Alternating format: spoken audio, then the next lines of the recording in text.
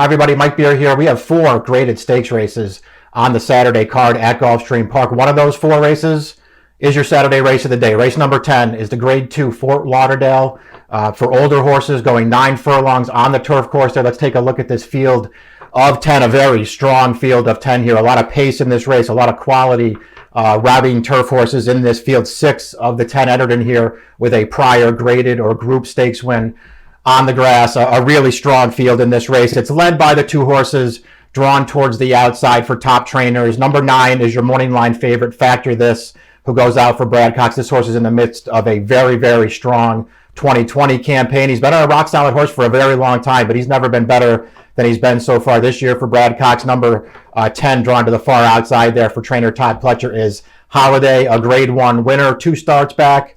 This horse has plenty of early speed. He really likes to be out there on the early lead.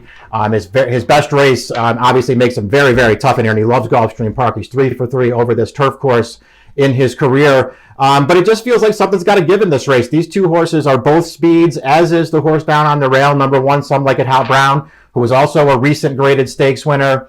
And it just feels like, somebody's going to have to give in early in this race because all 3 of these horses want to go to the lead.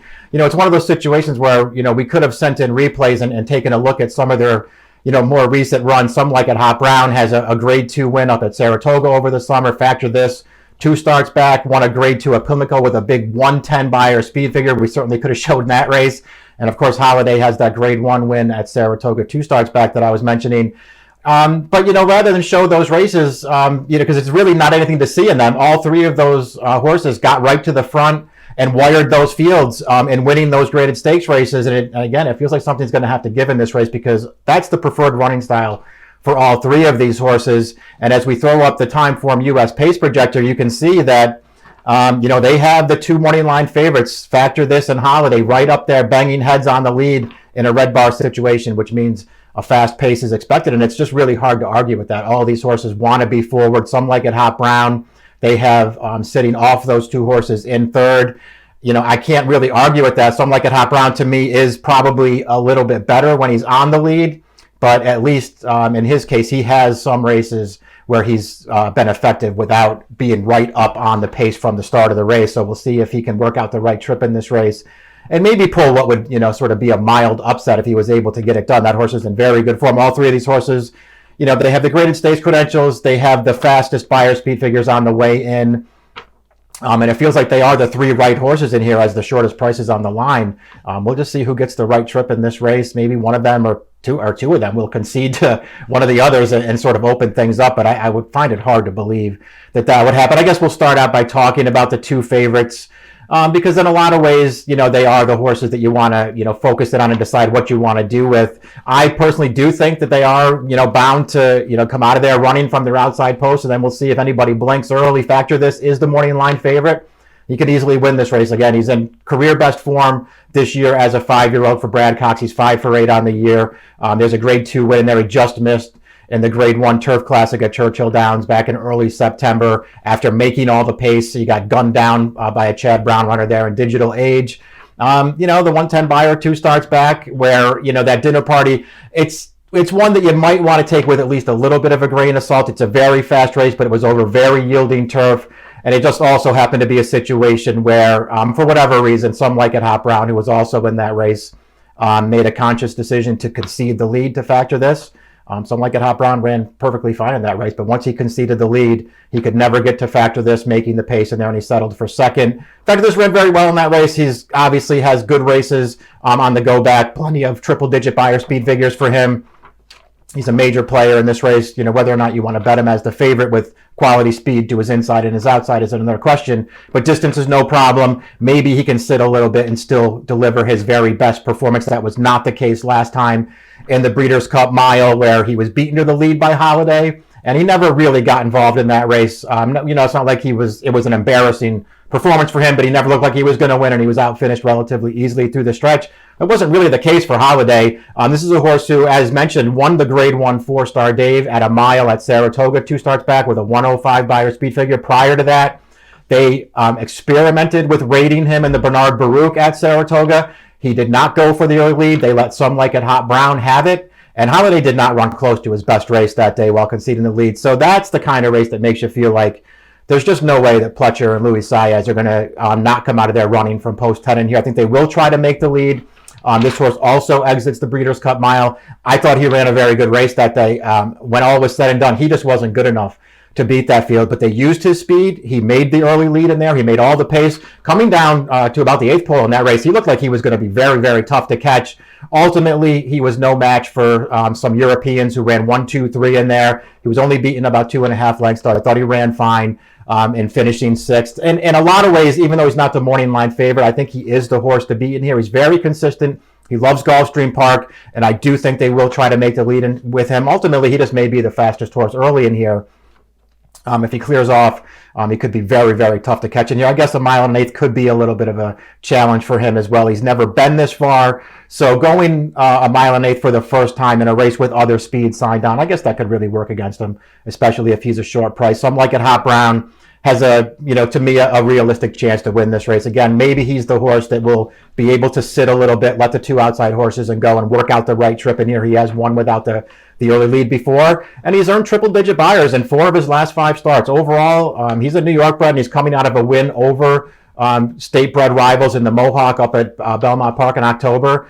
He just had that field sort of over a barrel right on the lead, but he's just, he's held his own in graded stakes competition right along. I just think this is a really good horse. Maybe he sits the trip and can get it done here without the early lead. He couldn't do that too back in the dinner party, but once he turned Factor this loose, he was never really going to be able to catch that horse, and it could be different this time. He could turn both of those horses loose on the outside and let them do a little dirty work in front of him. I think that could probably work out for him. I would use him. Let's take a look at some of the other, sort of better priced horses in this race. So I didn't think were impossible. Breaking the Rules, number 4 for Phipps Stable and Shug McGahee. This horse, he's a little bit of a tough call for me. I really wanted to like him more than I wound up doing at the end of the day here. He's going to be a good price in this race, however. He has races that I think would give him a real chance in here, and he's going to be able to sit off the pace and make one run. I've been a little disappointed in his recent form. I thought he came back from the long layoff this summer up in New York, and I thought he looked really good winning his first 2 starts back in allowance races. A couple of fast races where he sat good trips and got the job done. His last 2 races have been very disappointing. I did not like his lure up at Saratoga, where he got a really good trip and was no match for a field that I would say is much weaker than this one. Then he came back last time. I know it was yielding turf, and maybe he just didn't like it that much. But once again, he got a really good trip in that race and wasn't good enough when it came down to crunch time in the stretch. I've just been disappointed with his last 2 races. He's going to be a good price in here if you like him. I think you should probably bet him because I don't think he's necessarily in over his head in here, and he should get the right trip. I couldn't talk myself into him for whatever reason. Channel Cat's the number 5. This horse is a great price on the morning line. He's another horse in here who I feel like could get overlooked. He's got plenty of fast races on the go back here. They've kept really good competition with this horse. He just missed in the Grade 1 United Nations at Monmouth last June. He came out of that race to win the Grade 2 Bowling Green at Saratoga with a 103 buyer. We got a great ride from Luis Saez that day, going to the front and making all the running. I think that surprised a lot of people. And once he got control of the pace, he dug in very gamely through the stretch. He upset that field at 13-1. He hasn't won since then, but he's just running nothing but really tough races. I think he's held his own more than once along the way in those tougher spots. Even his Breeders' Cup Turf last year at Santa Anita was not a poor performance at all, even though he only finished 7th. This horse has races that make sense in here. He generally wants to go longer than this, but he was the favorite in this race, the Fort Lauderdale, last December. He wound up finishing 3rd, but it was a gaining 3rd. I thought all in all, he ran fine in that race. So the 9 furlongs doesn't have to be too short for him. We'll just see how he does off the layoff here. He hasn't run since the end of March, and he's going to come back off this layoff with a trainer change to Jack Sisterson. Now, Sisterson has done an excellent job with these Calumet horses since he's taken over. He's really gotten some improvement out of a lot of their runners. The question with Channel Cat is, will he run his best race off of the long layoff here? Because since Sisterson has gone out on his own, it's been about 2.5 years now, the summer of 2018, when he went out on his own with his own string of horses. Off of layoffs like this, 180-plus day layoffs for Sisterson, he's 2 for his last 41. That's 5%. The ROI is 34 cents on the dollar.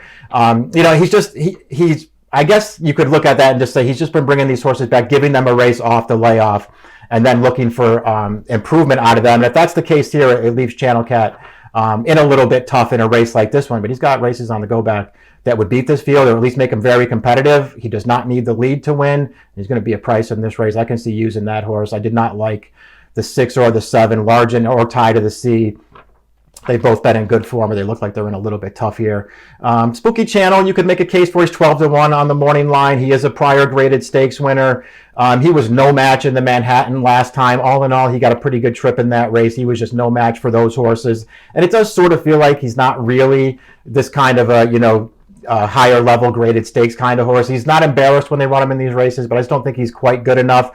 He did win a nice allowance race 2 starts back in May at Churchill Downs. That was a pretty good field of allowance horses, and he had a really good trip and ride in that race. I mean, I really feel like the ride that Julien Leparoux gave him made all the difference that day. There was a solid pace going on, and he just waited and waited and waited. Obviously, Leparoux was very good with horses like that. He let everybody else go first, and then he swung around widest and closed them all down at the end. A really good ride, and this horse got the job done there. Listen, he's going to be a price in this race. The distance is no problem for him. He's going to have pace to run at in here.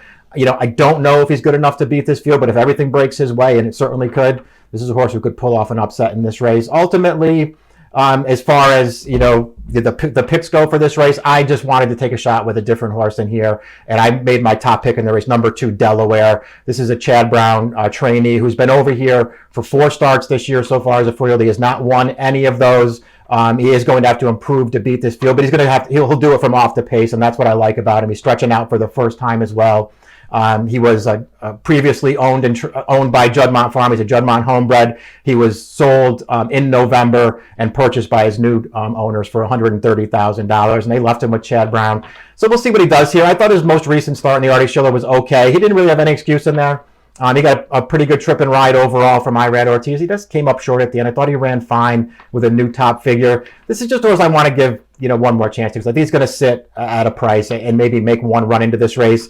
And, let's be honest, looking at his form as a 3-year-old over in France, I was very interested in him when he showed up over here this summer, because he looked to me like a horse who got really good. He really improved as a 3-year-old last year. He won a couple of stakes races over the summer, including a Group 3 going a mile. They took on, the better milers over there in Europe in September, and he wasn't good. He didn't get a great trip in that race, and he just wasn't good enough to beat them. But I just felt like he was really improving as a 3-year-old. I thought that made him interesting as he came over here at 4. He hasn't run great in any of his races, but I do feel like he's getting better, and I think he might get the right trip in this race. If he can get the 9 furlongs and sit a trip, maybe he's the kind of horse who can get up there and pull off a little bit of an upset at a price. But it's a very tough race. The favorites, I don't really have very many knocks on in here. I did put Delaware on top. I went 2-1.